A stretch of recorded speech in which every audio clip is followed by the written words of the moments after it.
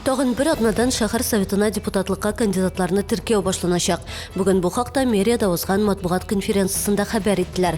Бүгенге чалыда 12 кеше депутат булу теләген белдергән инде. Быел сайлауда катнашучыларга таләпләр дә кырыслана. Беренче тапкыр кандидатларның дипломнарын җентекләп тикшерәчәкләр.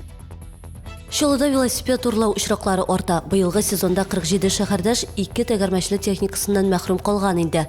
Узган ел белән чагыштырганда бу сан 20%-ка артык. Угырлар нигездә велосипедны йозакны кисеп алып китә. Ичке эшләр идарәсе хезмәткәрләре әйтүенчә, техниканы видео күзәтү җайланмалары булган урыннарда калдыру кирәк. Хәзер Чалыда Имин шәһәр проект кысаларында ишек алларына видеокамералар урнаштыру юнәлешендә эш алып барыла. Ишә торган суыбыз хлорсыз булачак. Чаллы су каналы яңа технология системасына старт бирә. Тантана киләсе җомгага билгеләнгән. Моңа кадәр ишә торган суны зарарсызландыру өчен сыек хлор кулланылган булса, хәзер бу максатта натрий гипохлориды файдаланылачак. Белгечләр әйтүенчә, ул хлорга караганда күпкә куркынычсыз. Аны электрохимиясе реакциясе ярдәмендә гадәти аш тузыннан алалар. Бүген Навигатор яхты клубында җилкәнле спорт буенча Татарстан беренчелеге һәм чемпионаты башланды. Анда 18 яшькә кадәрге яшьләр катнаша. Тольятти, Самара, Казан, Мәскәү һәм Яшел Үзәннән дә спортчылар бар.